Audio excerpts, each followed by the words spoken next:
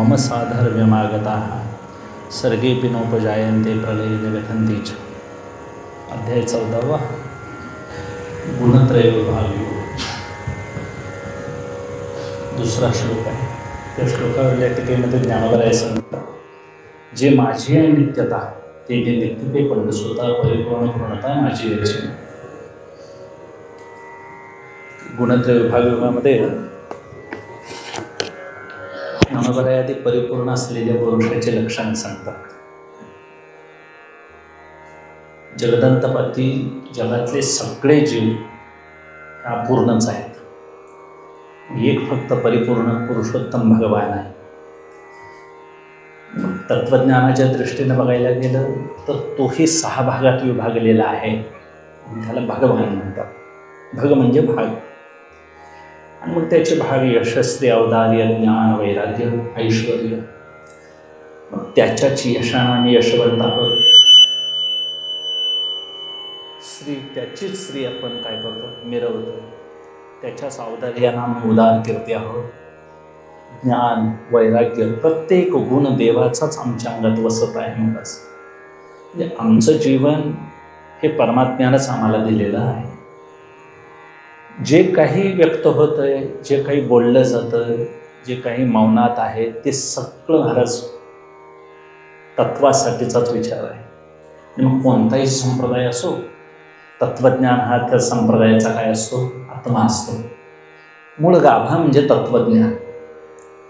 शास्त्र हे एका विषयापुरतं मर्यादित असतं, आणि मग शास्त्राचं कितीही टोकाचं ज्ञान जरी आपण शिकलो तरी देखील त्या त्या क्षेत्रातले बारकावे तपशील एवढेच कळतील, पण जीवन जगता मात्र येणार नाही। जीवन जगायचं झालं तर मात्र आपल्याला तत्वज्ञान पाहिजे। ज्ञान पुष्कळ आहे आमच्याजवळ, पण तत्वाचं ज्ञान मात्र नाही। तत्व म्हणजे ती वस्तू, वस्तूनाम परब्रह्म, आणि परब्रह्माचं ते ज्ञान आपल्याला व्हावं। आता व्हावं असं बोलावं लागतं व्यवहारात, कारण ते ज्ञान होणारं नाही। ते ज्ञान अनुभवाचं आहे, आणि ज्याने ज्याने अनुभवलं ते सांगायला उरले नाहीत, आणि जे सांगतात त्यांना ते झालेलं नाही। अशी मोठी अडचण आहे। पण आम्हाला एक खुमखुमी असते महाराज, इथं बसणाऱ्या सगळ्याच वक्त्यांची एक मोठी खोड आहे की ते आम्हाला पटलेलं आहे अशा भूमिकेतून आम्ही काय करतोय, मांडतोय, पण आम्हाला काडीचं ज्ञान झालेलं नसतं। हे का असं सांगा महाराज, ते सांगणारे अनुभवी खुणे जाणतील। अनुभवी महात्मे खुणा जाणू शकतात।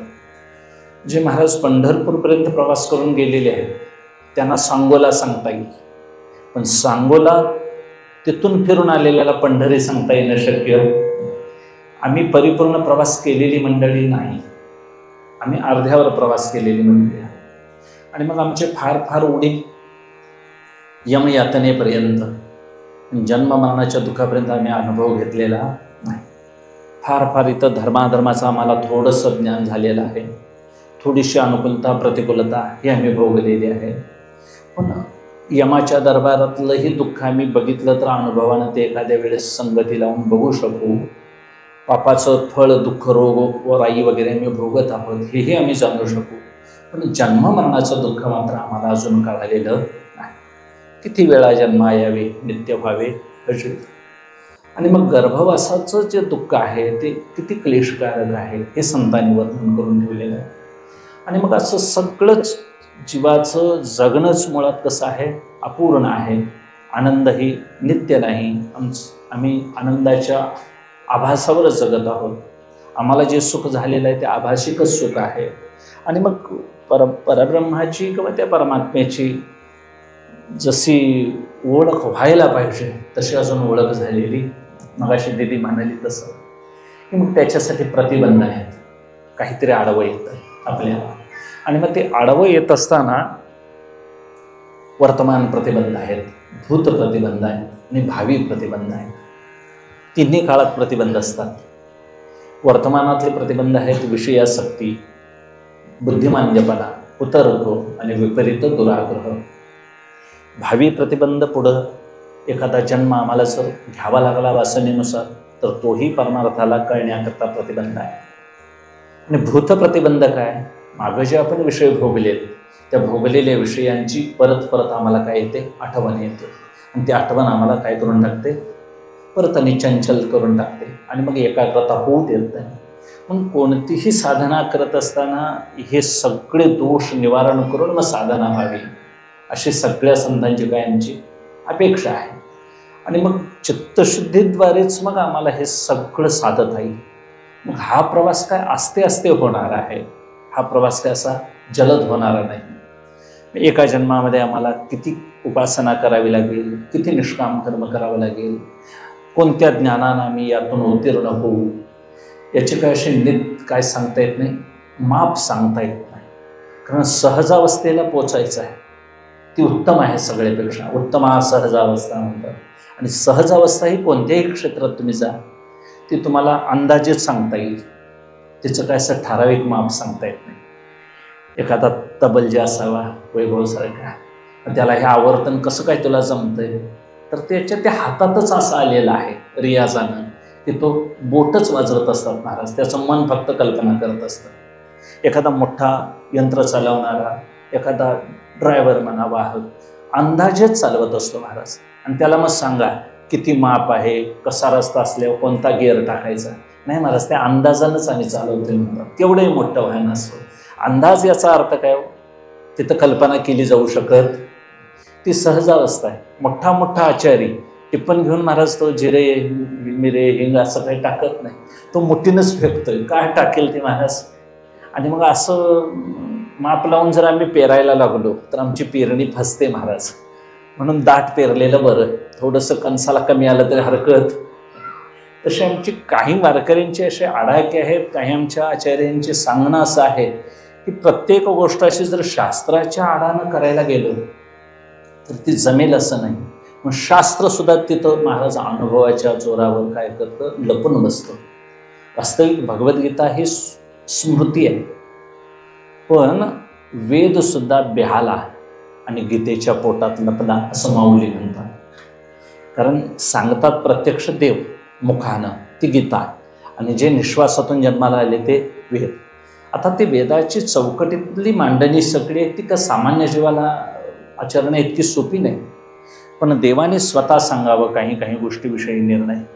म्हणजे परिपूर्ण जीवन हे संतांच्याकडे बघूनच आम्हाला जगावं लागेल. शास्त्राची पुढं काय ठेवावी लागेल, एक अभ्यास म्हणून ठेवावा लागेल, एक सिलेबस म्हणून पुस्तकं वापरायची. पण अभ्यास करायचा आहे तो महाराज बुद्धीच्या क्षेत्रातच करावा लागेल. आणि त्याच्यासाठी नित्य काय असायला पाहिजे, एक वैराग्य आणि एक अभ्यास, या दोनच गोष्टी अशा परखड पाहिजेत आपल्याजवळ. मग कोणतंही संप्रदायाचा तुमचा अभ्यास असो, कोणताही शास्त्राचा विषय असो, अभ्यास करण्याची वृत्ती आणि त्याच्यासाठी लागणारे इतर प्रतिबंध टाकायला करतो वैराग्य, या दोन्ही गोष्टी ज्याला जमल्या त्याला मग सगळं साधतं. म्हणून आमच्याकडं स्वामी समर्थ महाराज, गोंदवलेकर महाराज, महान अवतारी सत्पुरुष सगळे होऊन गेले महाराज. त्यांची चरित्र जर बघितली तर ती अशी काय फार बारकाव्यातून गेलेली नाही की असं काही शास्त्र परिपूर्ण त्यांनी, पण ते जगत असताना मात्र त्यांनी अजिबात शास्त्राचा चौकट ओलांडलेली नाही. त्यांनी त्याच्या बाहेर अनिर्बंध असं वागलेलं दिसतही नाही. म्हणजे परिपूर्ण जीवन जो महात्मा जगला तो नित्य परमात्म्याच्या अनुसंधानानं जगला. आमचं जीवन आहे ते लौकिक विषय समोर ठेवून आहे. त्यामुळं आमचे सगळे आनंदाचे, सुखाचे सगळे जे व्यापार सुरू आहेत ते एक व्यक्तीला धरून आहेत आणि एक वस्तूला धरून आहेत. आम्ही व्यक्तीकडे बघत असताना व्यक्तीची पूजा म्हणून बघतोय, संत बघत असताना गुणात्मक दृष्टीनं बघतात, त्याच्याकडे गुण कोणते आहेत. आणि मग एक गुण जर त्यांच्याकडे चांगला असेल तर ते हजारो दोषाला देखील माफ करतात. परमार्थासाठी एक गुण चांगला असेल महाराज, मग तो दुराचारी असे ना का. वाल्मिकी कोण होते हो पूर्वजन्मामध्ये, वाल्याकोळी होते, पण त्यांनी राम राम म्हणायला जाऊन त्याचा काय केला, महाकवी केला. व्यास हे जारपुत्र होते. म्हणजे कोणी असं म्हणायची गरज नाही की ब्राह्मण समाज आला आणि आमचं वाङ्मय निर्माण केलं, नाही. एखादा लिहायला ब्राह्मण असतील, तुकोबाराया शूद्रवाणी, आता एक म्हणून हे वर्णभेद व्यवस्थेत संतांची जात वगैरे बघू नये, कुणीही चौकटीत जातीभेदाच्या संतांना घालू नये. पण गंगाधर बुवा मवाळ हे ब्राह्मण महाराज, पण त्यांनी त्यांचे काय लिहिले, अभंग लिहिले. याचा अर्थ एक अनुभवी महात्मा सांगतोय आणि लिहितोय महाराज हे उच्चवर्णीय महात्मा. सांगणारा आहे कनिष्ठ आणि लिहिणारा आहे उच्चवर्णीय. सांगितलंय आता व्यास महर्षींचं, वाल्मिकींचं बघायला गेलं, वशिष्ठांचं बघायला गेलं, पराशरांचं, तर हे सगळं जीवन महाराज आता मनुस्मृतीवर मोठे मोठे वाद होतात महाराज. मनु हा क्षत्रिय राजा आहे, तो का ब्राह्मण आहे का? पण लोक त्याचाही द्वेष करतात. पृथ्वी तलावरला पहिला मानव आहे तो, आणि त्यांच्यापासून सगळी मानवी वंशावळ सुरू झाली. स्वयंभू मनु आणि शतरूपा राणी. ईश्वराने त्यांना आज्ञा केली, त्यांनी लिहिलेले सगळे गृहस्थाश्रमाचे नियम आज आम्ही पाळत आहोत. म्हणजे कोण ग्रंथकर्ता आहे, कोण लिहितोय असं नाही. जो अनुभवी महात्मा आहे त्या क्षेत्रातला, त्याचं फक्त वर्तन पाहायचं आणि ते वर्तन बघितलं की मग अशा पुरुषांच्याकडे पाहिलं की ज्ञानोबराई म्हणतात, देवही स्वतः म्हणतात, ते परत जन्माला यायच्या मार्गावर नाही. एवढ्या परिपूर्ण नित्यतेला ते पोचलेले आहेत. मम साधर्म्य मागता, माझ्या स्वरूपाला काय झाले ते पोचले, आणि पोचल्यानंतर ते परत येत नाही. आले तर मग त्यांनी काय थोडासा संवादी वासना ठेवलेली आहे. कशासाठी? जगत कल्याणासाठी. त्यांना परत देह धारण करायचा झाला तर मग येण्यासाठी काहीतरी वासना शिल्लक असावी. म्हणून रामकृष्ण परमहंस, विवेकानंद, मोठे मोठे महाराज जे अर्वाचीन संत होऊन गेले, त्यांनी थोडी थोडी वासना शिल्लक ठेवली येण्यासाठी. अगदी म्हणून त्यांचं जीवनचरित्र संतांचं बघताना सगळे संत परिपूर्ण जीवन जगले. आता परिपूर्ण जीवन म्हणजे आनंद, देवाचं अस्तित्व जाणून घेतलं आणि सुखरूप झाले. त्यांना जे ज्ञान झालं ते मूळचं ज्ञान, त्यांना कोणी शिकवून ज्ञान आलेलं नाही. शिकवलेलं ज्ञान, जे बोलले चाललेलं हे लौकिक ज्ञान म्हणायचे. पोट भरण्यासाठी शिकलेल्या कला विद्या हे शिकता येते, कला शिकू येते. कला कोणतीही शिकता येईल महाराज, पण जे स्वयंभू ज्ञान आहे ते ज्ञान आपलं स्वरूप आहे. आणि स्वरूपच जर आपलं असेल तर ते स्वरूप बाहेरच्या जगतात कसं शोधता येईल? त्याच्यासाठी मग ध्यान करावं लागेल.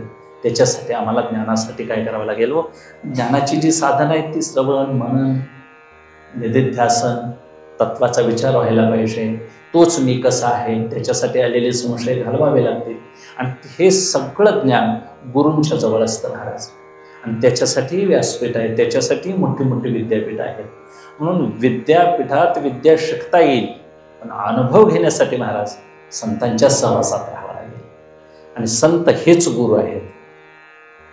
योगीराज महाराज आपले धर्मानंद बाबाजी होऊन गेले, त्यांनी जवळून ज्यांनी पाहिलं महाराज त्यांची सिद्धदशा त्यांना कळाली असेल. आम्हाला सांगून आता परोक्ष ज्ञानानं कळेल, पण जे त्यांच्या समवेत राहिले त्यांना त्यांची अवस्था कळते. आणि अशी अवस्था बारकाव्याच्या एखाद्या शिष्याला, एखाद्या जिज्ञासू पुरुषाला कळते. कारण त्यांच्या वागण्यावरूनच धर्म नांदत असतो, त्यांच्या बोलण्यावरूनच नीती जगाला कळत असते. म्हणून महात्मे महाराज धर्म, नीती, तत्वज्ञान, अध्यात्म याचा काहीही महाराज वापर करताना दिसत नसले तर त्यांच्या आचरणातून हे जगाला देखील लागेल लोकाया. त्यांचा लोकसंग्रहच असा असतो की ते काय करतील ते धर्मच होऊन बसतो, ते काय बोलतील ते नीतियुक्त आचरण होऊन बसतं. आणि त्यांच्या मुखातून येणारं ते सगळं वेदाचे शब्दच असतात. म्हणून फक्त भाषा बदलेल पण क्रिया मात्र त्यांची शस्त्रशुद्ध असते. म्हणून मानवी सामान्य जीव आम्ही जे आहोत ते आम्ही धनधारा, पुत्रजन, वैषयिक सुखामध्ये आम्ही रममान झालेलो आहोत. याच्या पलीकडे एक उच्च जीवन आहे महाराज. ही सगळी इंद्रिय भोगलोलूप आहेत, तिकडं मन धावणार आहे, मन त्यांचा राजा आहे महाराज. अगदी सगळ्या उपनिषदाने विचार मांडलेले आहेत, शास्त्राने विचार मांडलेले. त्वचा तीच आहे, पण प्रत्येक इंद्रियांच्या त्वचेमध्ये वेगवेगळे महाराज असंतुष्टता दिसून येते. भोगाची वेगवेगळी वेग आवेग दिसून येतात. म्हणून फारसं चिंतन विषयांचं नको, फारसं इंद्रियांचे चोचले नको. यांना आस्ते आस्ते आस्ते आस्ते दमन करायला पाहिजे. आणि मग यातून एकदा जीवन महाराज कसा आनंद, तो निरपेक्ष आनंद असला पाहिजे. विषय निरपेक्ष सुख पाहिजे आम्हाला, वस्तू निरपेक्ष आनंद पाहिजे आम्हाला. जे अस्तित्व आहे ते देवाचं असं अस्तित्व पाहिजे की त्याच्या आधारावर आम्ही काय झालो पाहिजे, त्याचा आधारच आम्हाला कळायला पाहिजे. हेच आमचं काय आहे, अधिष्ठान आहे असं कळायला पाहिजे. पण निरपेक्षतेकडे आमचा प्रवास आस्ते आस्ते व्हायला पाहिजे. पण तोपर्यंत महाराज आमचा काय आड येतो, अहंकार त्यामध्ये आड येतो. की मग आमचे अहंकार आम्हाला काय करतात, त्यापासून दूर ढकलतात. म्हणून सजग साधकानं जागृत राहायला पाहिजे की मी म्हणून जो मी व्यवहार करत आहोत, पाया पायाला एक जग सत्य वाटतं आणि देह मी आहे अशा भूमिकेतून आम्ही वावरत आहोत. आणि विचार आम्ही करत आहोत कोणता? अहम कोण आहे? मी ब्रह्म आहे. अहम ब्रह्मास्मी. मी कोण आहे? प्रज्ञानम ब्रह्म. विचार त्याचा सुरू आहे, पण आत घट्ट काय बसलेलं आहे महाराज? मी देह आहे ही भूमिका धरलेली. मग ज्या घागरीत महाराज दूध आहे ती हल्ली घागर तर दूधच बाहेर पडेल का पाणी बाहेर पडेल? तसं आमच्या अंतःकरणरूपी घागरीमध्ये मी देह आहे ही वृत्ती आहे आणि प्रवचनाला बोलतोय मी ब्रह्म आहे. शक्य आहे का हो? प्रतिक्रिया काय उमटेल आमच्याकडून? मला आता प्रवचनात जरी तुम्ही एखादा बोलला तरी तासभर गप्प राहील, पण रस्त्यावर गाठ पडला तर आम्ही गाडी लावून काय करू? भांडल्याशिवाय राहणार नाही. कारण रागद्वेष अंतःकरणात अजून निघालेले नाही. त्यांचे रागद्वेष जरी निमाळले तरी ब्रह्मीचे स्वराज्य आले. मग तो भोगी सुख आपले आपणची.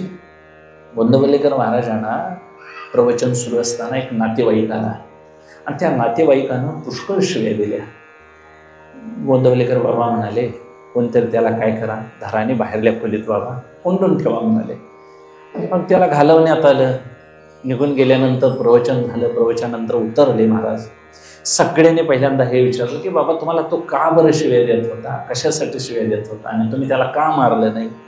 ते म्हणाले, सगळ्यांनी अगदी शांतपणे ऐका म्हणाले, त्यांनी मला शिव्या दिले हे खरं आहे, पण मी कुठं त्या घेतल्या म्हणाले. ते मी त्या शिव्या घेतल्या असा एक तटस्थपणा यायला पाहिजे महाराज. मी त्या घेतल्या नाहीत असं ज्या दिवशी आम्हाला कळायला सुरुवात होईल त्या दिवशी आपल्याकडून होणाऱ्या प्रतिक्रिया काय होतील? बंद होतील आणि भांडणं घराघरातले आपोआपच मिटतील महाराज. नाहीच बोललं तर त्याच्यावर पर्यायच नसतो महाराज. मौन हे एवढं मोठं साधन आहे की तिथं ब्रह्मदेवाच्या मात्रा चालत. अगदी मूर्ख आहे का समजायचं म्हणून बोलत नाही, का शहाणा आहे म्हणून बोलत नाही म्हणून काय समजायचं? म्हणून फार बडबडणाऱ्या माणसाचं महाराज एक वेळ काय करता येईल? न बोलणाऱ्याला मौनातल्या माणसाचं महात्म्य कळणंच का शक्य नाही की आमच्या संत मांदियाळीमध्ये ज्ञानोबाराया, सोपान काका, मुक्ताई आणि निवृत्तीनाथ दादा हे 4 महान संत होऊन गेले. त्यांनी आपल्याविषयी काहीही कुठेही एकही वाक्य बोललेले नाही. सगळ्या संतांनी आपलं जीवनचरित्र सांगितलं. सगळ्यांनी आपल्याविषयी थोडं थोडं काहीतरी मांडलेलं आहे. पण माऊलीने मी कोण आहे मांडलं नाही. मी कुठं जन्माला आलो, आमचे आईवडील काय. नामदेवरायांनी त्यांचं महात्म्य वर्णन केलं आहे, पण कोणत्याही संतांनी ह्या 4पैकी कोणीही मी अमुक आहे तमुक आहे काही मांडलेलं नाही. आणि असं आपल्याविषयी न बोलणारा एखादा महात्मा ज्यावेळी असतो महाराज त्यावेळी त्याच्याविषयी दुसऱ्यांना काहीही अंदाज बांधता येत नाही. म्हणून सगळ्या संतांनी तोंड भरून वर्णन कोणाचं केलं? माऊलींचं केलं, काकांचं केलं, निवृत्तीनाथ दादांचं केलं. म्हणजे आपल्याविषयी बोलूही नाही आणि दुसऱ्याने आपल्याविषयी बोललं हेही बोलणं खपू नाही. असं बोलणं आणि न बोलणं याच्या पलीकडे गेलेले महात्मे असतात महाराज. म्हणून त्यांच्याकडं बघूनच ज्ञानोबाराय असं मांडत असतील असं वाटतं की गुणाच्या पलीकडे जाता आलं पाहिजे, गुणातीत होता आलं पाहिजे.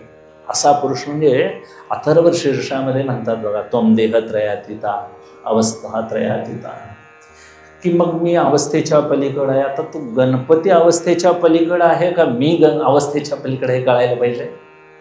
आवर्तन आम्ही पुष्कळ करतोय, त्वम देहत्रयातीता. आता ते ऐकून ऐकून महाराज उगाच सुपासारखे कान आहेत म्हणूनच गणपती गप्प बसतोय म्हणायची वेळ आहे. कारण शूरप करणं हे त्यांचं नाव आहे गजाननांचं. आणि सूप काय करतं हे नाथ महाराजांनी सांगितले. चांगल्या वस्तू तेवढं काय करतो, जवळ ठेवतं आणि आसार आहे ते टाकतं. आणि चाळण काय करते, सार आहे ते टाकते आणि आसार आहे ते घेते. गणपती महाराज आसार वस्तू टाकून सार ग्रहण करणारे कान त्यांच्याजवळ आहेत. मला सांगा, आम्ही अथर्व शीर्ष म्हणून झाल्यावर आम्ही गजाननाकडे काय मागायला पाहिजे? नेमकं मला मुक्त कर म्हणून मागायला पाहिजे काय? मला धन, दारा, पुत्र ह्या मागायला पाहिजेत गोष्टी. आणि मग अशा आसार गोष्टी जर तो कानातून बाहेर टाकत असेल तर आमचं एकही मागणं तो ऐकत. संकष्टीच्या निमित्तानंच नव्हे महाराज, कायमस्वरूपी असं माहिती पाहिजे आमचं रडगाणं एखादा पाहुणा किती वेळा ऐकेल हो. 1 वेळा 2 वेळा 3 वेळा, जास्तीत 5व्या वेळेला सांगितलं तर आता तू इथनं पुढं आमच्या घराला येऊ नको आणि हा विषय माझ्यासमोर काढू नको असं म्हणेल. पण रोज रडगाणं आमचं देवासमोर आहे का नाही हो? दर संकष्टीला आहे, दर दिवशी आहे महाराज. तो काहीही ऐकायला तयार नाही. तो फक्त ऐकतो ज्यानं आपलं मन आणि बुद्धी दिलेली आहे त्याचंच ऐकतो. म्हणून मन बुद्धी मय्येव मनाधस्व मयी बुद्धी लगे विषय. माझ्यात तू मन अर्पण कर, मला तू बुद्धी माझ्याकडे लाव. आणि ज्यानं असं मन आणि बुद्धी त्याच्याकडे लावलेली आहे महाराज, त्याच्याकडे तो कटाक्षानं कायमस्वरूपी लक्ष देतो. असा मनबुद्धी एकत्र करून येणारा साधक देवालाही आवडतो. आणि मग असा मनाला एक अभ्यास द्यायला पाहिजे, बुद्धीला एक पद्धतीचा सदैव अभ्यास ठेवायला पाहिजे. आपण जसं महाराज प्रवचनला बसलोय अशा निर्विकार अवस्थेत घरात सुद्धा राहता आलं पाहिजे. मित्र, लोकात एक वर्तणूक आणि एकांतात एक वर्तणूक नाही चालणार. विविक्त सेवेला वासी यत्तवा काय मानसा, अशी एकांताची आवड पाहिजे. याचा अर्थ जगाचं कार्य करू नये, संसारात रममान होऊ नये असं नाही. संसारात रममान महान पुरुष झाले महाराज, फक्त त्यात वागताना चुकू नये याची काय घ्यायला पाहिजे, दक्षता घ्यायला पाहिजे. रावणासारखा महान महाराज भक्त झाला नाही, त्यांनी किती मोठी सेवा केली की भगवान शंकरांनी विचारावं तुला आवडणारी काय गोष्ट आहे ती माग. त्यांनी पार्वती मातेची मागणी केली महाराज, तरी देखील भगवान देतात. भगवान भोळे येत असं नाही. त्यांनी केलेल्या सेवेच्या ऋणानं रावणाच्या मागणीकडं देवाला ना म्हणता आलं नाही, नको म्हणता आलं नाही, दिली पार्वती. एवढी जवळीक साधलेला भक्त महाराज, पण सीतामाईच्या आसक्तीमुळं, पार्वती मातेच्या आसक्तीमुळं एवढी महान, म्हणजे तो साक्षात ब्रह्मज्ञानी पुरुष आहे. आणि असा ब्रह्मज्ञानी पुरुष आहे, त्यांनी लीला केली असेल त्या काळात, कारण ते पूर्वाश्रमीचे जय विजय आहेत. सनकादिकांनी शाप दिले म्हणून ते कोण झाले, रावण कुंभकर्ण झाले, हिरण्यकश्यप हिरण्याक्ष झाले, तेच पुढे शिशुपाल आणि दंतवक्र झाले. काही असे ना का, पण अशा एवढ्या महान पोचलेल्या भक्ताकडून देखील महाराज एखाद्या विषयासाठी एवढा अतिरेक झाला तर तो किती महाग पडतो किंवा त्याचं किती अधःपतन होतं. म्हणजे परिपूर्ण झालेल्या पुरुषाला देखील लौकिकामध्ये महाराज एवढीशी चूक देखील काय होते हो, त्याला अधःपतनाला अधोरेखित करते, खाली आणते. म्हणून शहाण्या पुरुषानं नित्य सुखाचीच काय ठेवावी, आवड ठेवावी, परिपूर्ण होण्याच्याच मार्गामध्ये लागावं. कारण हे सगळे वैषयिक सुख, व्यक्ती सापेक्ष आमचं जीवन, वस्तू सापेक्ष आम्हाला जे वाटणारं आवड आहे ती हळूहळू कमी व्हावी. आणि ही आवड आमची महाराज कोणीकडे लागावी, परिमळाचे धाव भ्रमर उडी तैशी तुझी उडी लागो मज. कोणत्याही साधनाद्वारे कोणत्याही मार्गानं होईना का, पण आम्हाला मुक्त व्हायला पाहिजे. व्हायचं आहे फक्त आम्हाला मुक्त. आणि मग त्याच्यासाठी ध्यानाशिवाय ज्ञान होणं शक्यच नाही महाराज. म्हणून ध्यान गोविंदाचे लागले श्रीलोका, तुका म्हणे झाले तुका हरिरथ. तुकोबाराही म्हणतात, गोकुळीच्या सगळ्या सवंगड्यांना गवळणींना देवाचं ध्यानच लागलं. आता ती निरंतर त्यांची चित्तवृत्ती महाराज कृष्णाकडेच होती. आता एक विषयच त्यांनी कृष्ण केलेला होता. आणि विषयाकार झालेली वृत्ती अंतःकरणातली जी होती ती कृष्णाच्या रूपानंच कृष्ण रूप झालेली होती. आणि 80 कृष्णरूपी रूप साबाळा कोणी स्तविती पूजिती वेळोवेळा. आणि मग कृष्णच ज्यांच्या चित्तात रममान झालेला आहे अशा स्त्रियांचे मग जे झालेली जे व्यवहार आहेत ते सगळे व्यवहार फक्त हालचाल प्रारब्धवत झालेले आहेत, प्राक्तन म्हणून झालेले आहेत. संसार त्यांनी मनात अजिबात वैचारिक अवस्थेत ठेवलेला नाही. वैचारिक अवस्थेत आहे देव आणि कृतीच्या अवस्थेत आहे संसार. आमच्या कृतीच्या अवस्थेत आहे मनात आहे संसार आणि कृतीतही महाराज संसारच आहे. विचारात आमच्या काय पाहिजे, देव पाहिजे. आणि मग देव विचारात ठेवून संसार करता येतो. फक्त त्यात काय हो झालेलं आहे, मोठ्या मोठ्या महान अशा ज्या रत झालेल्या गवळणी आहेत त्यांचे कधीतरी व्यवसाय चुकीचे झालेले आहेत. म्हणजे त्याची विनोद चमत्कारिक अशी उदाहरणं पण दिलेली आहेत महाराज. की एक गवळण काय करते, लोणच्याची बरणी आणायला सांगते सासूबाई. ती बरणी राहते शिक्क्यावरती, आणायला गेल्यानंतर तिची हरणी नावाची मुलगी असते काठ्यामध्ये. आणि मग बरणी आणते, सासूकडे देते आणि परतला बरणी ठेव म्हटल्यानंतर ती बरणी या काट्यात घेते महाराज आणि हरणीला शिक्क्यावर ठेवून येते. मग हे असं कशामुळे झालेलं आहे, तर तिचं ध्यान लागलेलं आहे कृष्णाकडं आणि व्यवहार करत आहे हात पाय. आणि त्या हात पायाला ते ज्ञान नाही. जे ज्ञान होणारे इंद्रिय आहे तेच कोणाकडे लागलेले आहे? सकळा इंद्रिया मन हे प्रधान आणि तेही करी ध्यान विठोबाचे. कोणताही विषय एक आलंबन म्हणून पाहिजे.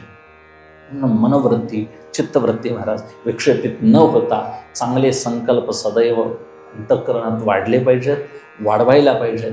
आणि आपलं जीवन हे नित्य आहे, शाश्वत आहे, कळवून घ्यायला पाहिजे. आयुष्य कमी जास्त असेल भाग वेगळा, पण या आयुष्यामध्ये आम्हाला तो अभ्यास करता येईल. मुक्तीचा टप्पा मोठा आहे, फार लांब आहे, पण आता थोडं तरी आम्हाला जवळ जाता येईल, तेवढा तरी प्रयत्न करता येईल. आता पेरणीचे दिवस आहेत. अखंड रान तर पेरून होणार नाही 4-5 एकर, पण आज 10 गुंठ तरी पेरून होईल, तेवढा तरी हातपाय हलवायला पाहिजे. तसा हा टप्पा थोडा तरी तत्त्वज्ञानाचा आधार घ्यायचा, थोडासा शास्त्राचा आधार घ्यायचा, गुरूंच्या संगतीत बसून. संतांचे संगती मनोमार्गगती आकाळावा श्रीपती येणे पंथे, या पंथावर थोडा थोडा थोडा आम्हाला काय करायचं आहे? प्रवास करायचा आहे. प्रवास फार दूरचा आहे, जबाबदारीचा आहे.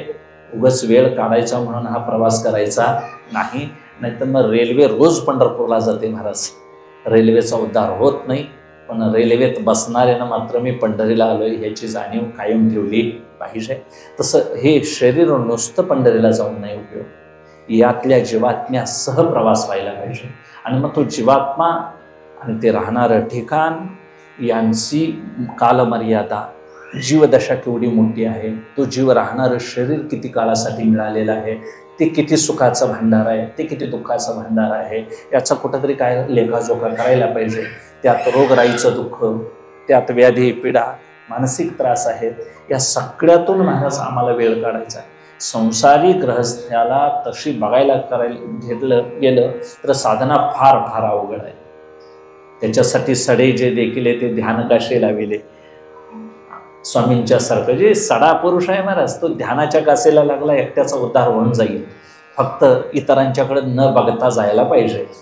नाहीतर मग सगळा एवढा आश्रमाचा बोज वारा सगळं मनावर जर घ्यायचं म्हटलं तर यातूनही सुटका होणं अशक्य आहे महाराज. पण प्रभूच्या कृपेनं महाराज ते देवासाठी म्हणून आयुष्य काढलेलं आहे. अशा महात्म्यांचा देव स्वतः काय चालवतो महाराज? ददामी बुद्धी योगम तम ये नमामुपयांते ते. सूरदास महाराजांना, तुळशीदास महाराजांना, ज्यांनी ज्यांनी जगत कल्याणासाठी म्हणून आपल्या आयुष्याचा होम केला, अशा महापुरुषांच्यासाठी देव स्वतः काय करतो? आपण त्यांच्यासाठी काय करतो? स्वतः तार उघडतो आणि मग त्यांच्यासाठी बुद्धी देतो, त्यांच्यासाठी इंद्रियात बळ देतो, कथा करण्यासाठी, जगाच्या कल्याणासाठी, फिरण्यासाठी. शरीराला बळ देतो, शरीरबळ, आत्मबळ, मनोबळ, मग द्रव्यबळ, काही असे नका ते पुरवतो. म्हणून कोणीकडून असे नका एक शरणांगती असावी, ईश्वर शरणांगती, आणि एक तत्वाचा विचार जोडलेला असावा. तत्व विचाराखेरीज बुद्धी शुद्ध होत नाही, आणि शास्त्रशुद्ध बुद्धी झाल्याखेरीज आम्हाला वेदांताचा अभ्यास करता येणं शक्य नाही. वेदांताचा अभ्यास म्हणजे पुस्तकं वाचून कळेल आम्हाला, एखादे प्रकरण ग्रंथ प्रक्रिया ग्रंथ कळेल, पण तो सांगणारा महात्मा जर जवळ असेल तर महाराज काय होतो? तेवढा प्रवास सुखकर होतो आणि लवकर होतो. म्हणून ज्ञानेश्वरीसुद्धा, गाथासुद्धा, अभंग एवढ्या उंचीनं त्यांनी मांडलेले आहेत की जेथे जातो तेथे तो माझा सांगाती चाले विषयाती धरून या. वृत्ती प्रभाकरात बघायला गेलं तर अभंगाची उंची कितीतरी उंची सांगितलेली आहे. आम्ही सहज गायला गेलो तर आम्हाला अभंग हाताला धरून घेऊन चाललाय असं वाटतंय, देव आम्हाला फिरविल असं. वृत्तीच्या संबंधानं देव कुठं कुठं आम्हाला सांगाती नेतोय. आणि मग तिथपर्यंत म्हणजे ईश्वरापर्यंत मूळ माया आहे महाराज. मूळ माया ही ईश्वराला सुद्धा अधीन ठेवते आणि ईश्वराच्याही पलीकडे महाराज परतत्व आहे. मग मायेचा एवढा मोठा जर पसारा असेल तर त्यात आम्ही जीव आहोत. आणि मग सगळ्या सृष्टीचा विचार म्हटला की जीवाचा विचार आला, जीवाचा विचार म्हटलं की मनाचा विचार आला, आणि मन आहे तिथं माया मानावी लागते. आणि माया हे त्रिगुणात्मक आहे. ती माया मूळ माया, गुणमाया, जडमाया. आणि आम्ही जर मायेचेच दास आहोत, अविद्येत आहोत, आणि मग जर अविद्येच्या खालचे पदार्थ जर आम्हाला आवडत असतील, जडमायेत महाराज सोने नाणे हे व्यवहार आले. आम्ही पैशावर प्रेम करणारी माणसं, सोन्यावर प्रेम करणारी माणसं, मग मायेतच आम्हाला सुखरूप समजून आम्ही व्यवहार करत आहोत. म्हणजे ज्या गावात सूर्यच उगवला नाही महाराज, ती माणसं अंधारालाच दिवस म्हणत बसलेली आहेत, अशी आमची अवस्था झालेली आहे. शेवटी काय की एक वेगळंच जीवन आहे संतांनी अनुभवलेलं. याच सृष्टीमध्ये राहिले, पण या सृष्टीला त्यांनी भ्रमरूप मानलं, मिथ्या मानलं, यातूनच ते बाहेर पडले. म्हणजे सृष्टी एक त्यांच्या दृष्टीनं बघायला गेलं तर एका अंशावर असलेली आहे. कृष्णम एका अंशतेन स्थितो जगत, हे जग एका अंशावर आहे परब्रह्माच्या. आणि असं परब्रह्म किती व्यापक असेल, आणि मग ते व्यापक परब्रह्म व्हायचं एवढं जर कळवून घ्यायचं झालं तर बुद्धीही तेवढी काय झाली पाहिजे, आपली व्यापक विचाराची झाली पाहिजे. म्हणून महात्म्यांच्या कृतीतूनच आत्मज्ञान, तत्वज्ञान, अध्यात्म आम्हाला कळेल. विवेकानंद महाराज ज्यावेळी परदेशाला गेले, अमेरिकेत असेल, युरोपात असेल, महाराज कुठं असेल, तिथे एखादी त्यांचं ते तरुण रूप पाहून, त्यांचं परिव्राजक स्वरूप, त्यांचं भगवी कपडे, त्यांचा फेटा, त्यांचं ओजस्वी रूप, ब्रह्मचर्याचं तेज, हे सगळं पाहिल्यानंतर तिथली परदेशी युवती म्हणाली त्यांना की स्वामी, मी तुमच्यावर लग्न करू इच्छिते. स्वामीने विचारलं, लग्नाचा हेतू काय? तर तुमच्यासारखा बुद्धिमान मला मुलगा व्हावा, रूपवान मुलगा व्हावा. स्वामीने एका क्षणात उत्तर दिलं, मलाच तो आपला मुलगा समज. हे माते मला काय म्हणाले, आपला मुलगा समज. मला सांगा, महात्म्याने एखाद्या गौण विषयाचा त्याने किती उच्च आदर्श मांडून दिला. तुला पत्नी म्हणून मला स्वीकारण्यापेक्षा तू मलाच मुलगा म्हणून काय कर, स्वीकार. मी तुला आई म्हणायला तयार आहे. शुकाचार्य सुद्धा अप्सरेला असंच म्हणाले, तुझं शरीर जर सुगंधी असेल तर मला आधी माहिती असतं मी तुझ्याच पोटाला आलो असतो, शुकाचार्य म्हणाले. म्हणजे महात्म्यांचं जीवन आदर्शानं उच्च आहे महाराज. फक्त त्यांनी केलेल्या कृतीकडे आम्ही काय बघतो, व्यवहार म्हणून बघतो. कारण आमची नजर अजून अधिष्ठानाची आलेली नाही. कोणतीही कथा महाराज आमच्या आर्यावर्तातल्या कोणत्याही कथा वाया म्हणून सांगितलेल्या नाही. फक्त आम्ही वाया व्यर्थ कथा माऊली का म्हणतात, आम्ही फक्त सांगतच बसलो म्हणून वाया वेळ गेला आमचा. त्यातला आम्ही फलश्रुती कधी पाहिली. अगदी बाळपणापासून प्रत्येकाने गोष्ट ऐकलेली आहे महाराज, की चिमणीची आणि कावळ्याच्या घरट्याची. ही तुम्हाला परत काही सांगायची गरज नाही. चिमणीचं घर मेणाचं होतं म्हणतात, कावळ्याचं कशाचं होतं, शेणाचं होतं. आता ह्या सांगण्यात हेतू काय हो त्यांचा, ती श्रीमंत आहे, हा गरीब आहे कावळा असं नाही, तो काळा आहे, ही पांढरे आहे असं नाही, की शेवटी मोठा पाऊस येतो आणि कोणाचं घर वाहून जातं, कावळ्याचं वाहून जातं, चिमणीचं राहतं. म्हणजे मोठ्या संकटामध्ये एखाद्याचं घर टिकायचं असेल तर मेणासारखं चिवट आणि चिकट एकत्र बसून राहण्याची तयारी असली पाहिजे. शेणासारखं विलग व्हायचं नाही, असं त्यांना सांगायचं आहे. गोष्टी छोट्या आहेत महाराज, पण आम्ही विवरण करून सांगणाऱ्या मंडळींनी काय सांगायचं, शेणाचं, मेणाचं, असं लहान मुलासारखं आम्ही वावरत राहिलो.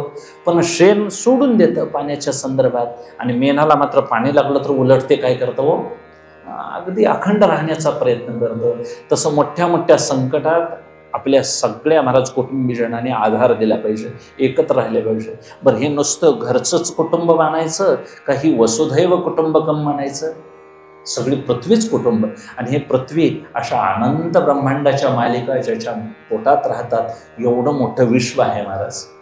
जग, पृथ्वी ही पर्यायानं परिचिन्न शब्द आहे, पण विश्व केवढं मोठं आहे. आणि हे विश्वची माझे घर, 80 जयाची स्थिर. म्हणजे माऊलीने वयाच्या 15व्या वर्षी 3 महिने पुढे झालेत नुसते ज्ञानेश्वरी लिहिताना, 16वं परिपूर्ण झालेलं नाही. एवढ्या वयात ते विश्वाला माझं घर मानतात आणि सगळे विश्व बांधव आपले मानतात. एवढं बुद्धीची त्यांची काय आहे, व्यापकता आहे. म्हणून आमच्या साधू संतांनी आम्हाला वेळोवेळी जागं केलेलं आहे. वासुदेव प्रकरणातून, आंधळ्या पांगळ्याच्या प्रकरणातून, जोगी म्हणा, मुका, बहिरा, हे सगळे सर्प प्रकरणं छोटी छोटी आहेत. अगदी जणांचं जातं सुद्धा, अगदी मोडकेशे घर, तुटकेशे छप्पर, किती किती शब्द सोपे वाटतात. मोडकं घर म्हणजे इहलोक, तुटकं छप्पर म्हणजे स्वर्ग. स्वर्गही कधीतरी तिथून खाली यावं लागेल. कल्पंताला हेही काय होऊन जाईल, सगळ्याचा ऱ्हास होऊन जाईल. म्हणजे व्यापकत्व सांगताना सगळ्या संतांनी सगळ्या सृष्टीला गवून ठरवलेलं आहे, आणि यात तुम्ही चित्त अजिबात अडकून ठेवू नका असं त्यांना सांगायचं आहे. पण तरी देखील सामान्य जीवाला अशी एक अवस्था आहे, बोल बोल्या बोले जागे बाहेर आत निजेले, कैसे घरात घरकुल केलेले न अंधारानं उजळले गा.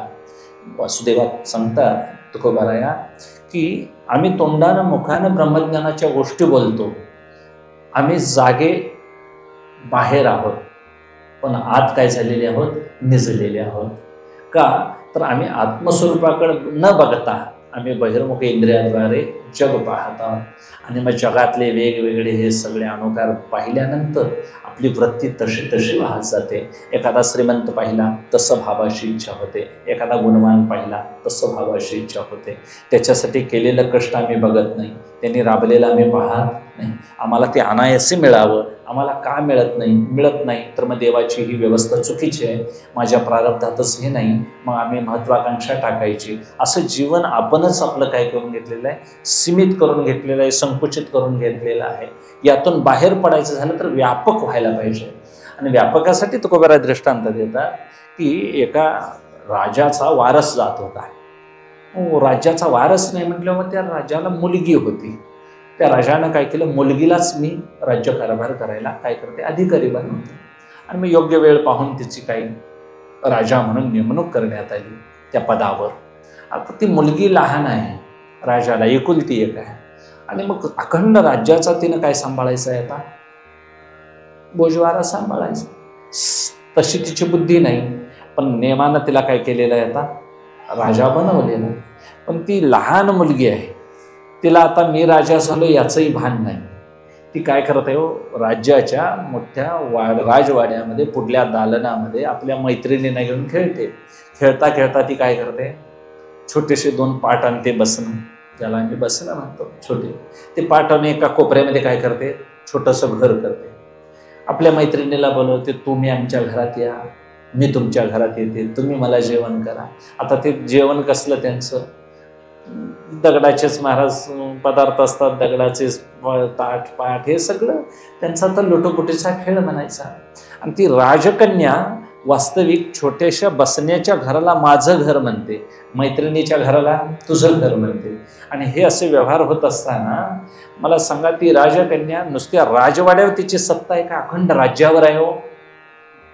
अखंड सत्ता तिची राज्यावर आहे, पण तिनं आपली सत्ता केवढ्यावर आणून ठेवली, बसण्याच्या छोट्या घरावर संकुचित आणली. तसं तुम्ही आम्ही संकोचून कार्य झालाशे लहान घेई आपोषण ब्रह्मांडाचे. आमच्याकडे हे ब्रह्मांड गिळण्याचं सामर्थ्य आहे, पण तरी देखील महाराज आम्ही कशाकडं संकुचित झालो.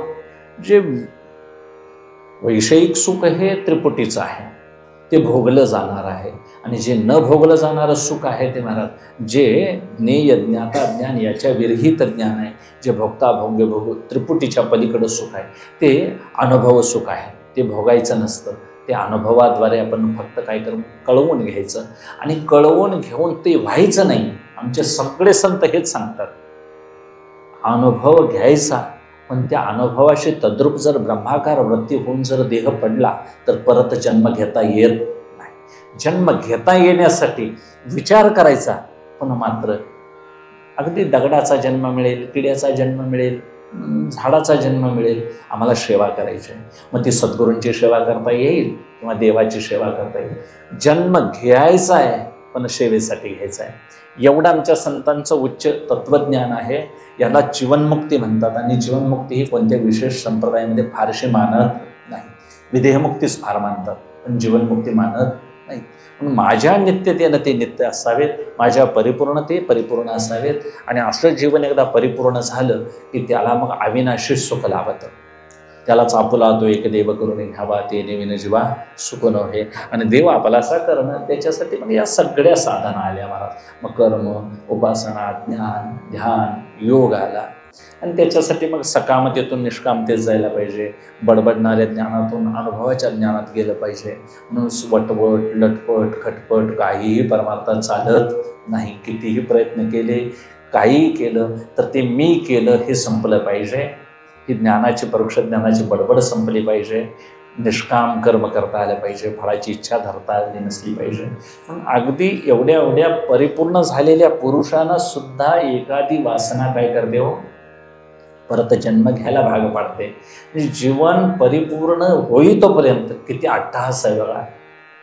अगदी क्रांतदर्शी पुरुष सुद्धा महाराज अधर्माला धर्म समजून करण्यासारखा महात्मा, भीष्माचार्यांच्या सारखा महात्मा प्रतिज्ञा करतो, मी निष्पांडवी पृथ्वी करेन.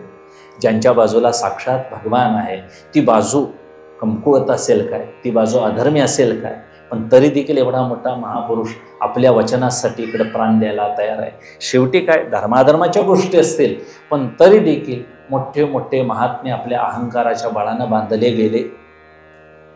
गोरक्षनाथाने आपल्या गुरूंच्यासाठी डोळा काढून दिला का नाही? वड्यासाठी गुरूंची इच्छा आहे, द्या.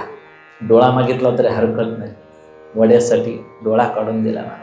म्हणजे गुरुसेवेसाठी हे शरीर वापरणारे महात्मे आणि एखाद्या आपल्या अहंकारासाठी आपल्या प्राणाची बाजी लावणारे महात्मे यांचा विचार करायला गेला तर महाभारतांच्या पेक्षा, रामायणापेक्षा आमचे संत महात्मे कितीतरी गुरुकृपेसाठी, देवासाठी वेडे झालेले आहेत आणि त्यांचं जीवन फार उच्च आहे.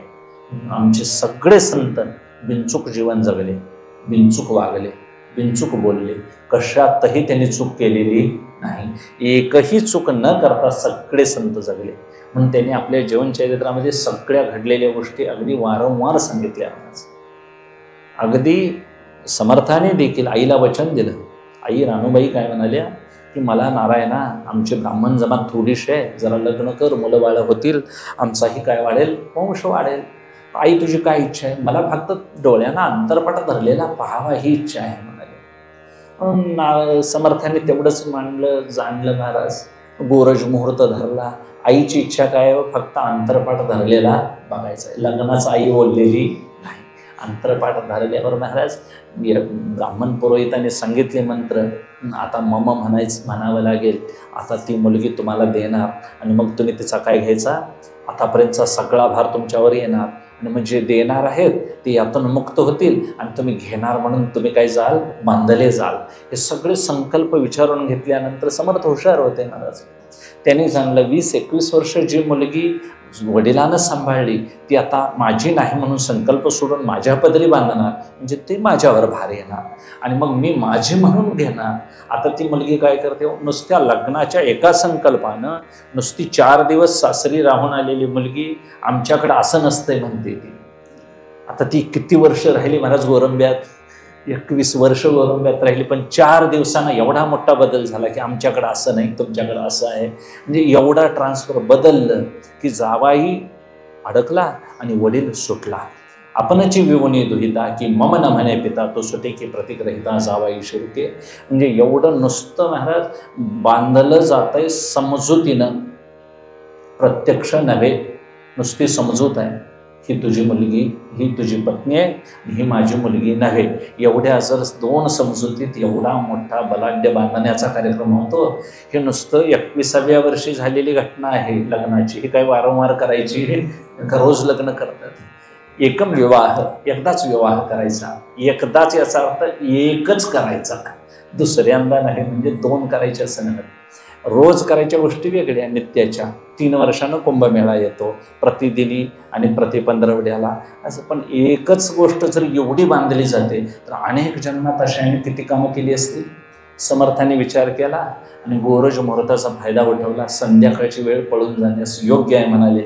जे सुटले महाराज ते तडक पंचवटीला चालले आणि मग लग्नातून पळून गेले म्हणून समर्थ झाले, नाही तर मग आमच्यासारखेच असमर्थ राहिले असतील. आम्ही असमर्थ, आम्हाला पदवी आहे पण आम्ही उपाधीत अडकलेलो आहोत आणि उपाधीचा दर्जा महाराज कळावा. यायचंच आहे मठावा तर मग झाडी सगळं हे असं बघत बघत यायचं, पिरॅमिड बघत यायचं, ध्यान मंदिर बघत यायचं. पण स्वामींच्या जवळ आल्यावर मात्र सगळं विसरायचं. ती उपाधी टाकता आली पाहिजे आणि हे माझं प्रमुख ठिकाण आहे असं कळायला पाहिजे. तसं सगळं विसरत विसरत विसरत यायची. सगळी जवळचीच मंडळी सांभाळायची आहेत, कुणाचाही त्याग करायचा नाही. फक्त ही माझी नाहीत असं मात्र निश्चित लक्षात ठेवायचं. माझी का नाहीत तर प्रत्येकाने याचा अनुभव घेतलेला आहे म्हणून सांगितलं. आम्हाला अनुभव आलेला नसला तरी अनुभव विकत घेऊ नये. विषाच्या आगरही वाहती आणि मोली विकिता सुखी जिती. ज्ञानोबराय सांगतात की विषाची शेती करतात आणि ते लोक महाराज आम्हाला विष घालतात इकडं वेगवेगळ्या औषधातून, तंबाखूसारखी पिकं महाराज करून आम्हाला विकतात ते, आणि आम्ही लोक ते ओढून आनंदात मस्त राहतो. आणि ते लोक काय करतात? संगमनेर भागामध्ये महाराज बिड्यांचे कारखाने काढून मोठ्या मोठ्या महाराज प्रगती केली. त्यांनी बंगले बांधले, शेती घेतली आणि आमच्या कोल्हापूरच्या लोकांनी बिड्या ओढून महाराज रानं विकली. याचा अर्थ बिड्या बांधून येत असं नाही, विकून प्यावी का नाही हे ज्याचं त्याला कळायला पाहिजे. म्हणजे बांधतं कर्म असं महाराज, वाईट असो चांगलं असो, फक्त आपण फळाच्या आशेनं बांधलेलं नाही, संकल्प जरी केला तरी बांधले जातं. म्हणून एवढी माया बांधणारी आहे, आणि ती जर एवढी बंधनात टाकत असेल तर असामान्य माणूस महापुरुषाने आमच्या समोर जे लिखाण लिहिलेलं आहे ते त्यांनी अनुभवातून मांडलेलं आहे. समर्थ महाराज एकदा भिक्षेला गेल्यानंतर म्हणे त्यांना खीर आवडली. आपल्या कल्याणाने स्वामींनी खीर आणून दिली. खीर आणून दिल्यानंतर इतकी आवडली की कल्याण स्वामींना म्हणाले, परत जाऊन ती खीर आण, माझी इच्छा झालेली आहे. आणि मग त्यांना असं वाईट वाटलं की आवडणारी भिक्षा परत घेऊ नये, आणि माझं मन असं का बरं व्हावं, विचित्र विकल्पात का पडावं. म्हणून स्वामींनी काय केलं, कल्याण स्वामीला म्हणाले, थांब, तू परत खीर आणायला जाऊ नको म्हणाले, आपणच उद्या त्या माऊलीकडं खीर आणायला जाऊया घ्यायला. आणि मग तसा निरोप पाठवला. आता स्वामी घरात येणार, फार आनंद झाला तिला की एवढा महापुरुष माझ्या घरात येणार आणि माझ्या हस्ते म्हणजे हे सगळं खायला मीही मुक्त होईल म्हणाल्या. साध्वी होत्या, त्यांनी पुष्कळ स्वयंपाक केला, खीर उत्तम केली, आणि महाराज अगदी भरपूर खीर करायला लावली. आणि ते खिरीचं पातेलं महाराज समर्थाने गरम गरमच उचलून तोंडाला लावावं, पुष्कळसं प्यावं, परत ते पातेलं खाली ठेवावं. आणि ते महाराज इतकं प्यायले की गळ्याबरोबर येईतोपर्यंत प्यायले. त्यांच्या समर्थ चरित्रामृतात कथा आहे. आणि मग पुष्कळ प्यायल्यानंतर त्यांना उलटी झाली. उलटी झाल्यानंतर महाराज परत आणि प्यायले. असं करत करत ती सगळी खीर ते प्यायले. परत वांती व्हायची, उलटी व्हायची, परत प्यायचे. आणि मग आता समर्थ म्हणतात, जिभेला वासनेला म्हणतात, आता ती खीर परत प्यायची तू इच्छा धरशील काय म्हणतात. एवढं पिण्याचं कारण काय की ती खीर आवडली म्हणून मला मागायची इच्छा झाली. एक खिरीसारखा पदार्थ नाशिवंत जर इच्छा धरून माणूस जर जात असेल वासनेनं, तर मग त्याला जीव सुटेल का. एक एक विषय जर असं महाराज तडपडायला लावतो तर 5 विषय किती बांधले जातील आम्हाला. म्हणून आमचं जीवन अपूर्ण आहे. अपूर्ण जीवन आम्ही परिपूर्णतेकडे वाटचाल करायची आहे. म्हणून ज्ञानोबाराय सांगतात, मी जसा अनंत आनंदाचा आहे, मी जसा सत्यसिंधू आहे, तसं माझी नित्यता ओळखावी. माझी नित्यता कोणाच्या नित्यतेवर नाही, जग अनित्य आहे कळायला पाहिजे. त्याच्यासाठी वैराग्य यावं लागेल. देहाचा विसर पडला पाहिजे, त्याच्यासाठी भक्ती कळावी लागेल. आणि ज्ञानानं हे सगळं बाधित आहे असं कळावं लागेल. मग कोणतीही साधना असे नका, पण वैराग्याची गरज आहे. आणि ते वैराग्य समस्त भोगाच्या त्यागाच्या इच्छेशिवाय होणं शक्य नाही. म्हणून भोग त्याग हे सगळ्या गोष्टी महाराज विचार करून आम्हाला सोडायच्या आहेत. अगदी जाणीवपूर्वक त्याच्यात काय करायला पाहिजे, आम्ही अभ्यास करून याला सोडता आलं पाहिजे. मनात त्याचा अजिबात खंत धरता राहायचीच नाही, अजिबात त्याच्याविषयी आस राहता कामा नये. म्हणून हे वैराग्य बहुता परी आहे गाहे अवधारी, त्यातही सात्विक राजस्थामस्त बेकार सांगितले आपल्या नाथबाबांनी. तिथंही निंदास्तुती लोकांना काय करते, मान अपमान. तिथेही महाराज जीवाला रसविषय, रूपविषय, वस्त्र भूषण, फलं फुलं माझा सत्कार व्हावा ही इच्छा राहते. आणि मग वैराग्य पुरुष त्यातूनच काय करतो, एखादा क्वचितच महाराज यातून काय करतो, बाहेर पडतो. नाहीतर मग शिष्याची ममता राहते, त्यात शिष्याच्या परिवारात माझी स्तुती करावी अशी इच्छा राहते. पण परमार्थ फार महाराज मठमठिका स्वामींना देखील पुष्कळ त्रासाचा आहे, गृहस्थाश्रमांना देखील त्रासाचा आहे, मोठ्या मोठ्या कलाकारांना देखील महाराज कलासक्त जीवन ते कसं असायला पाहिजे हे प्रत्येकाने त्यातल्या विशारद तत्त्वज्ञ लोकांनी मांडलेलं आहे. कलेचा हेतू काय असावा, ज्ञानाचा हेतू काय असावा, प्रवचनाचा हेतू काय असावा, यात्रेचा हेतू काय असावा. आणि सगळ्यांचा हेतू जर परमात्मा असेल तर महाराज मग सगळ्यांची ती उपासनाच ठरते. मग ते कर्म असो, ज्ञान असो, ध्यान असो, योग असो, देवासाठी असावं, आपल्या उद्धारासाठी असावं. यातून आम्हाला मुक्त व्हायचं आहे. आणि हे सगळं दुःख निवृत्त होणं यालाच मुक्ती असं म्हणतात, यालाच मोक्ष, त्यालाच परमश्रेय असं म्हणतात. आणि याचा जर भोगासाठी वापर होत असेल तर त्याला प्रेय असं म्हणतात. आणि प्रेयाचा मार्ग सहजासहजी सुखाचा नाही. सुखरूप वाटतो, दिसतो, आभासी काय, ती गोड वाटतं, पण ती गोडी आत्मसुखाची आहे, ती त्या संसाराची नाही. कारलं बाजारात मिळालं, चांगलं दिसलं म्हणून आणायला लावलं एखाद्या, त्याच्या मालकिनीनं सांगितलं घेऊन आला, तोही व्यवहारशून्य होता, कळत नव्हतं. त्यानं महाराज 2-3 किलो कारली चांगली, सगळी लोक म्हणाली बाजारात कारली स्वस्त आहे, चांगली आहेत. आणल्यानंतर मग तिला असं वाटलं की मालकानं काहीतरी दोडके वगैरे इतर भाज्या आणायला पाहिजे होत्या, पण यानं कारलीच आणली 2-3 किलो. आता करायचं तरी काय, वेगळा पदार्थ करता कसा येईल? नाही म्हणाले, मग आता एक असं करा की कारली अतिशय गोड करायची झाली तर मी सांगतोय तो मसाला आणला पाहिजे. तिनं महाराज टिप्पण काढून दिलं. कोणी? गृहिणीनं मान केली. मग तिनं गूळ वगैरे शेंगदाणे सगळं घालून दिलं टिप्पण. तो बाजारातून दुसरी पिशवी घेऊन आला ही बाजार. आता त्या कारल्याला इतकं महाराज गूळ शेंगदाणे घालून तिनं इतकं रुचकर गोड बनवलं. आता तो खाताना त्याला असं वाटलं कुठंच त्याला कारलं लागत आहे असं वाटलं. आता मग तो कारलं गोड झालंय असं बाकी म्हणायचं. आता वास्तविक कारलं गोड लागतंय का गूळ घातल्यामुळे गोड लागतंय? हो, कारल्यात गुढी आहे ती गुळाची आहे काय कारल्याची? तसं संसारात आम्हाला जी गोडी आहे ती परमात्म्याची आहे महाराज. त्याच्या आवडीने आवडी इतरी. तो आत आहे म्हणून गोड वाटतंय, तो आत आहे म्हणून इथं प्रवचन सुरू आहे, तो आहे म्हणून तुम्ही ऐकता.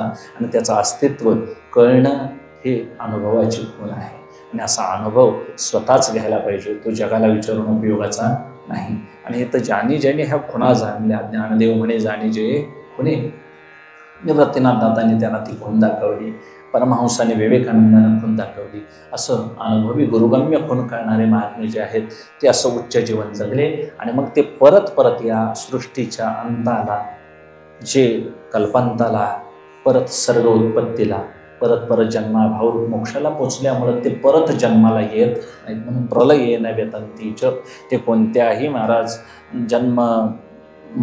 जन्म व्याधी जरा दुःख या कोणत्याही महाराज विकाराला ते पावत नाही. परत परत ते जन्मालाही येत नाहीत आणि जन्माला येत नाहीत म्हणून परत परत ते मरतही नाहीत. अशा उच्च अनुभूतीला आमचे सगळे महात्मे पोचले. आपल्या सगळ्या शिष्यांना तो अनुभव असा त्यांनी दिला आणि त्या अनुभवानंच त्यांनी परिपूर्ण आपण सारिखे करीती तात्काळ नाही काळ वेळ तया लागी. समग्र जीवन हे महाराज ग्रंथांच्यापेक्षा देखील संतांच्या संगतीतच तुम्हाला आम्हाला कळून येईल. सत्संगाची कोणी महान फलदायी आहे. सत्संग फलदायी आहे. म्हणून अगदी अशिक्षित असो, कुसंस्कारी जरी पुरुष संतांच्या संगतीत आला तरी सुसंस्कारी बनतो. परमार्थाची शिकवण जडणघडण ही गुरूंच्या सान्निध्यात ज्यांची घडली ते अनुभवी महात्मे. आणि सांगणारे महात्मे हे शब्द देवा परोक्ष दे. परोक्ष ज्ञान विसरतं, बोलता येईल. आणि परोक्ष ज्ञान आत नाही उतरलं तर मात्र मोठी गडबड होते. म्हणून फक्त वाग्वैखरी शास्त्र व्याख्यान कौशलम, की वाणीतून वैखरी झऱ्यासारखे वाहेल, पण त्या अंतःकरणातून जर आलेली नसेल तर त्यावर ईश्वर कृपा नसते. म्हणून कल्याण स्वामींच्या सारखा रामदास स्वामींनी शिष्य तयार केला. ज्ञानोबारायांनी चांगदेवांच्या सारखा महान शुद्धयोगी महाराज महान भक्तीचा अनुभवी करून ठेवला. असे महात्मे त्यांचे चरित्र सदैव आपण काय करत राहिलं पाहिजे, अनुदर्शन बघत राहिलं पाहिजे, त्यांना वाचत राहिलं पाहिजे आणि त्याच्या पावलावर पावलं ठेवून आम्ही चालत राहिलं पाहिजे. त्यामुळेच आमचं जीवन परिपूर्ण होईल. म्हणून ज्ञानोबाराया गुणत्री विभागाच्या आधीच अशा पूर्ण झालेल्या पुरुषाचं लक्षण सांगतात, जे माझी नित्यता जेणे नित्यते पंडुसुता परिपूर्ण पूर्णता माझी याची. माझ्या परिपूर्णतेनं ते परिपूर्ण असतात, माझ्या नित्यतेनं ते नित्य असतात. याचा अर्थ ते जन्माला येत नाहीत, मरत नाहीत असं नाही. अमरतत्वाचा त्यांना अनुभव आलेला आहे. आणि असा अमरतत्वाचा अनुभव ज्यांना आलेला आहे ते महात्मे कर्मात वावरले तरी त्यांना दोष लागत नाही, उपासनेत वावरले तरी दोष नाही, आणि ज्ञानाच्या गोष्टी बोलले तर त्यांना कोणत्याही बाधित गोष्टीचा संसर्ग होत नाही. असं एक उच्च जीवन तुम्हाला आम्हाला जगता यावं आणि त्या जीवनाची अशी व्यवस्था केलेली आहे. त्याच्यासाठी सगळे कोणताही एक संत घेतला तरी पुष्कळ आहे. सगळ्या संतांचं एकत्र करायला पाहिजे असं नाही महाराज. एक कोणताही संत, त्यांचा पंथ, त्यांचा संप्रदाय, त्यांचे शिष्य, त्यांचा अनुभव आपण जरी पडताळा घेतला तरी आपण त्या मार्गावर निश्चित जाऊ. कारण सगळे मार्ग हे शेवटी महाराज ईश्वर उपासनेसाठीच आहेत. आणि शेवटी एवढी उंची आम्हाला गाठायची आहे. दिसो परतत्व डोळा, पाहो सुखाचा सोहळा. हे सगळं पंचमहाभूतातलं आहे, ते अलीकडलं आहे. आणि पलीकडे बघायची दृष्टी पाहिजे. आणि पलीकडे बघायचं झालं तर हे डोळे उपयोगाला येत नाहीत, स्वप्नात उपयोगाला येत नाहीत महाराज. आणि परब्रह्माला येतील काहीतरी. अलौकिक नजर असावी आणि अलौकिक दाखवणारा सद्गुरू असतो. म्हणून कसं बोटाने दाखवू मुला, मुक्ताई सांगते चांगदेवाला, हे बोटाने दाखवता येण्यासारखं नाही. हे परतत्व आहे आणि असं परब्रह्म ज्ञानदृष्टीनेच आम्हाला अवलोकायला पाहिजे. आणि असे ज्ञानदृष्टी देणारे विवेक सागर असलेले संत आहेत, तेच आम्हाला असे सांगतील. विवेक सागराचा काय माझ्या ज्ञानेश्वरा. विवेकानं भरलेले संत असतात आणि आम्ही सगळे मूळ अविवेकी आहोत, म्हणून आम्ही नको तिथं रममान झालेलो आहोत. असं पशुवत जीवन आमचं आहे. हे काय व्हावं महाराज, निघून यातून बाहेर पडता आलं पाहिजे. का कमलकंद आणि तरदुरी, मगाशी दिदी म्हणाली तसं की या चिखलातच विषयाचे किती राहायचं, कधीतरी आपण याचा सुगंध घेऊया. आणि तो सुगंध न कमळाला कळता घेता आला पाहिजे, भोगायचा नाही. तो भोगच असा आहे, त्रिपुटीच्या पलीकडचा आहे. म्हणून त्या अनुभवाप्रत जाण्यासाठी अगदी हळुवारपणा पाहिजे. अति हळुवारपणे चित्त आणून या. परमार्थ हा धसमुसळेपणाचा भाग नाही, दाखवायसाठीचा अजिबात नाही, सामूहिक विधी नाही. याचा अर्थ बसून सगळ्यांनी ऐकू नये असं नव्हे. स्वतःच्या उद्धारासाठी स्वतः केलेली ही काय आहे, एक पराकाष्ठा आहे. म्हणून एकांत ठिकाणी कुठेही करता येते. फार याची गोडी लागलेल्या पुरुषांना महाराज शेतात करता येतो, कुठेही मठात, कुठेही असेल तिथं ध्यानधारणा असेल तिथं मन एकाग्र करता येतं. याच्यासाठी महाराज म्हणून लोकांतात संत जर एकांतात बसत असतील तर आम्हाला लोकांतात महाराज लोकांताची सवय लागलेली आहे, एकांत होत नाही. संत बाजारात बसले तर एकांतातच, आणि लोकांताची त्यांना महाराज फार फिकीर नसते. असे महात्मे क्वचितच अवधी होऊन गेले.